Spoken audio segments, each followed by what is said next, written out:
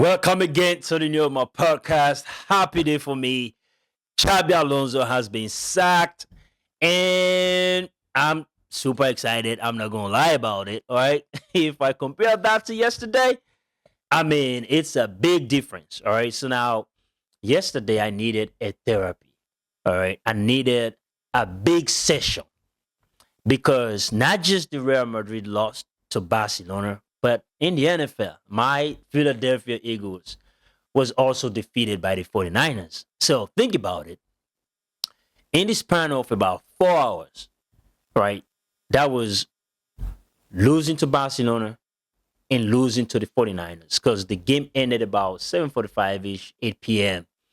And I went to bed earlier than usual. All right. It was tragic. And I was grieving.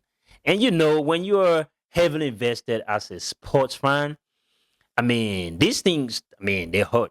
We're not gonna lie. We are not, I'm not gonna pretend, okay? And I believe that so many fans out there as well, there are times you just want to be left alone.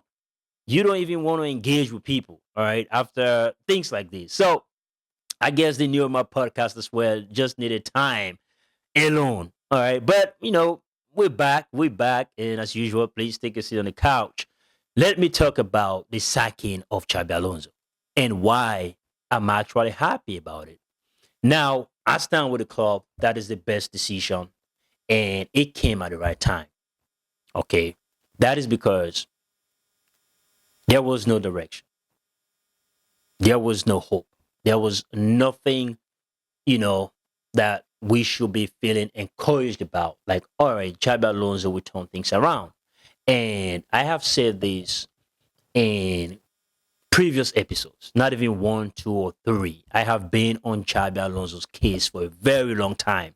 So if you have not seen any of my episodes, all right, if you're watching this for the first time, please do not forget to subscribe, follow, like, share, or comment, right? So we can chat it up. And I'm not gonna spend more time to just double down, triple down, quadruple down, whatever down on the things that I have already said on this show. So I'll just keep it simple as best as possible. But quite recently, I mentioned a couple of things and go back and check the details in previous episodes. Number one was the inconsistencies in formations.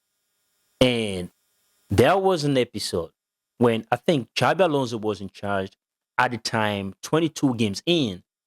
I said he had made about 9 different formations at the time. And I was very suspicious, okay? Because you do not improve in such inconsistent state. You need a stable environment. And I think formation constitute the bigger part of that environment to guarantee the growth and improvement we needed. So changing formations almost all the time was not going to help. All right. You cannot build sustainable growth for any team doing that. So quite recently, I talked about it because my frustration was coming from that Real Betis game in which he used flat 4-4-2, and against Atletico Madrid, it was a 4-2-3-1. And Atletico Madrid was the better team. And their game plan was to go down the flanks and put the ball into the box because they have that area dominance. They wanted to use that as an advantage. Even as that, they were the better team attacking narrowly when they wanted to. So I was like, but hold on. Why would you move from something that worked and look at the performance of every single Real Madrid player against Real Betis? And also collectively, the team's performance, with the exception of Vini, who was average, but everybody else played very well. Then he moved again from the 4-2-3-1 against Atletico Madrid to a 5-3-2 against Barcelona. Now, that was embarrassing. Real Madrid is not Levante. You don't show up 5-3-2 against Barcelona. You are basically saying we are that inferior, and that is disrespectful to this club. Just plain and simple. So that is number one, right? That inconsistencies in formation. Number two, this selection. that has been so frustrating because, and I said, yes, I'm going to blame the players, and I did so many times. But I said a lot is on Xabi Alonso because ultimately he's the decision maker. And I've seen so many times he is putting players in positions that I know those players can perform better in other positions because we have witnessed it. Even with Xabi Alonso, we saw against Bilbao how the team played. Flat 4-4-2. And for no reason, he switched that to 4-3-3, 4-2-3-1, 3-4-1-2. I don't know why. And that was about the time when we played Elche, Girona, you know, Rayo. Why? Why will you change things that work? That didn't make sense to me. And I started calling him a scientist because of that. I said he's always in the lab working on some theories so he can experiment. And he's not going to choose games that are maybe average games or whatever the case might be, right? The biggest theories, he's going to test them in the biggest moments. Yes. And we are going to get embarrassed. So, listen, there was no path forward. There was no light. The few times we saw the light, like I said, Bilbao, Betis, then he's going to be like, oh, no. He's just going to cover the light himself.